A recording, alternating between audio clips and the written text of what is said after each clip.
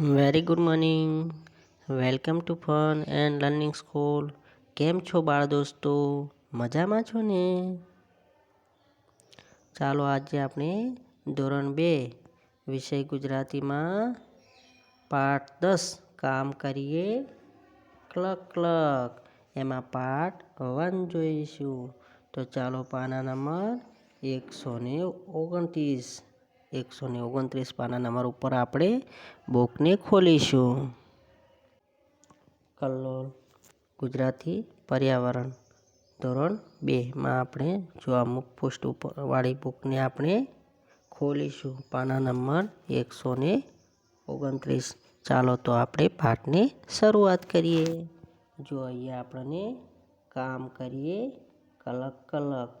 અહીંયા આપણને શું આપ્યું છે? જો અહીંયા ગીતડું આપેલું છે. ગીતને આપણે ગાઈશું. ચાલો તો આપણે શરૂઆત કરીશું.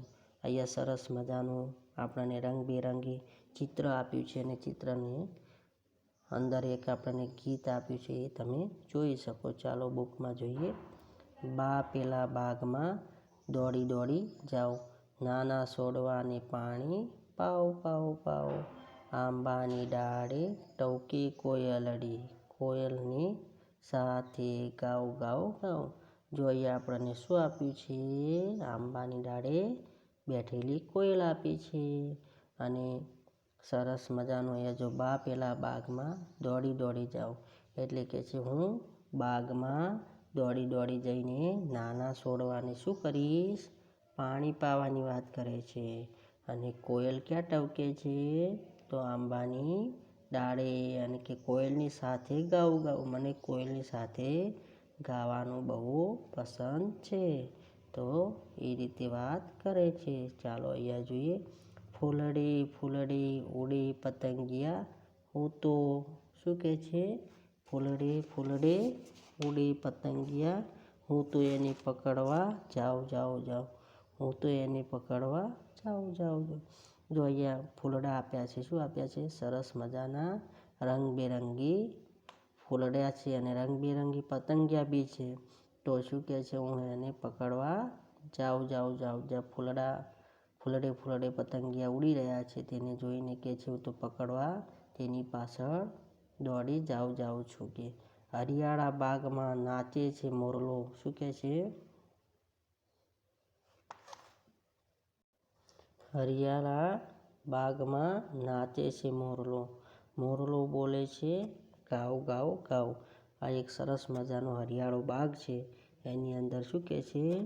મોરલો અહીંયા દેખાય છે. આપણને ઢેલ ચડાવેલો દેખાય છે ને? હા, તે શું કરે છે? ટેહુક ટેહુક બોલે છે અને મોરલા બોલે છે એ ગાવું સરસ ગમે છે. હરિયાળો બાગ છે અને મોર નાચે છે, કળા કરે છે. તેને જોઈને મને પણ મજા આવે છે. જો સરસ મજાનો બાગ અહીંયા આપણને જોઈ શકીએ છીએ. રંગબેરંગી ફૂલો છે, પતંગિયા છે, કોયલ ટવકી રહી છે, મોર નાચ કરી રહ્યો છે.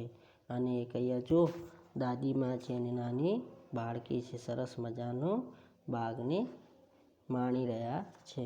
ચલો પાના નંબર 130 ઉપર જોઈશું. પાના નંબર 30 ઉપર એક વાતચીત દ્વારા આપણે બાગમાં જોયું.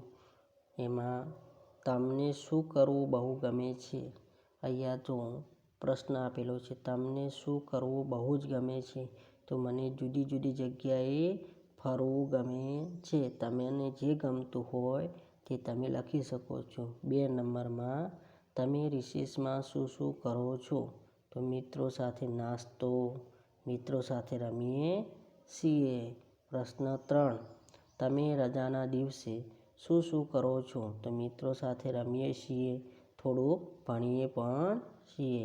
અહીંયા આપણને એક કોષ્ટક આપ્યું છે. એ કોષ્ટકની અંદર આપણને જે કામ કરી આપતા હોય કે આપણે જાતે કરતા હોય તો એની આગળ આપણે ખરાનું નિશાન કરીશું. ચલો અહીંયા જો આપ્યું છે વાળ ઓળવવા. તો વાળ કોણ ઓળવી આપે? મમ્મી ઓળવી આપે છે? હા, તો ખરું. પપ્પા નહીં, બીજાને દાદી ઓળવી આપે છે. તો બંનેની અંદર આપણે ખરાનું નિશાન કરીએ. અહીંયા બૂટ અને મોજા પહેરવા એટલે કોણ પહેરાવે? મમ્મી કે પપ્પા પહેરાવે. તો એની સામે આપણે ખરાનું નિશાન કરીશું. તમને કોણ નવડાવે છે, સ્નાન કોણ કરાવે છે? તો મમ્મી. તો મમ્મીના ખાનામાં કરીશું. કપડાં પહેરવા મમ્મી પહેરાવે, દાદી પહેરાવે, તો એના ખાનામાં. દફતર કોણ ગોઠવે છે? હા, કોઈક વાર મમ્મી પણ હેલ્પ કરે છે અને હું પોતે. આપણે દફતર આપણે જાતે પેક કરીએ છીએ. લેસન કરવું તો લેસન કોણ કરી આપે? મમ્મી પપ્પા કરી આપે? ના, હું પોતે કરું, એટલે આપણે જાતે કરીએ છીએ. નાસ્તોનો ડબ્બો કોણ ભરી આપે છે? મમ્મી. કહેતો પોતે ના આવે, દાદી ભરી આપે. કોણ ભરી આપે? દાદી કાં તો મમ્મી. સરસ. મોઢું ધોવામાં આપણે જાતે. કોણ આવશે? જમવામાં પણ બી જાતે જમીએ છીએ. આ જ રીતે તમે બીજા પણ અહીંયા ખાલી જગ્યામાં લખી શકો છો. ચાલો પાના નંબર 131 ઉપર જોઈશું. તમારા મિત્ર સાથે જે કામ કરે છે જૂથમાં બેસીને આપણે લખવાના છીએ. પાંચના જૂથ બનાવી અને આપણે ચર્ચા કરી અને એના આધારે આપણે અહીંયા લખવાના છે. ચલો જોઈએ. એક ઉદાહરણ આપ્યું છે. દિવ્યા દફતર ભરે છે અને જાતે જમે છે.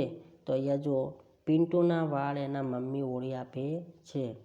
કાર્તિકને તેના પપ્પા નવડાવે છે. આપણે જૂથમાં બેસીને આપણે આ રીતે ચર્ચા કરીને લખવાનું છે. નવીન જાતે બૂટ મોજા પહેરે છે. નવીન જાતે બૂટ મોજા પહેરે. પછી મલય તેની જાતે લેસન કરે છે. મયંકને તેના પપ્પા નવડાવે છે. તો અહીંયા આપણે ચર્ચા કરીને અહીંયા આપણે લખ્યું. રુદ્રને તેની મમ્મી નાસ્તાનો ડબ્બો ભરી આપે છે. રાજુએ તેની મમ્મી કપડાં પહેરાવે છે. રાજુને તેની મમ્મી કપડાં પહેરાવે છે. કરણને તેની દાદી વાળ ઓળવી આપે છે. પરાગ જાતે લેસન કરે છે અને મનન જાતે મોઢું ધોવે છે. તો આપણે પણ આ રીતે ચર્ચા કરી અને આપણે જાતે શબ્દો બનાવી શકીએ છીએ. તો મિત્રો સાથે તમે બેસીને ચર્ચા કરીને આ રીતે જે કરતા હોય તે લખવાના છે ચર્ચા કર્યા પછી. તો બાળ દોસ્તો, આજે આપણે શું ભણ્યા? એક સરસ મજાનું ગીત ગાયું બાગ વિશે. ત્યાર પછી આપણે કોણ કામ કરી આપે છે તેના ખાનામાં કોષ્ટકમાં ખરું કર્યું અને વાક્યો બનાવ્યા. તો આજે આપણી બુક આપી છે ને, હા, જે બુક એટલે જે આપણી ચોપડી આપી છે એમાં બી આપણે આજે લખીશું અને આપણી નોટબુકમાં પણ વાક્યોને સારા અક્ષરે લખીશું. તો આ થયું આજનું આપણું હોમવર્ક. Okay, bye bye.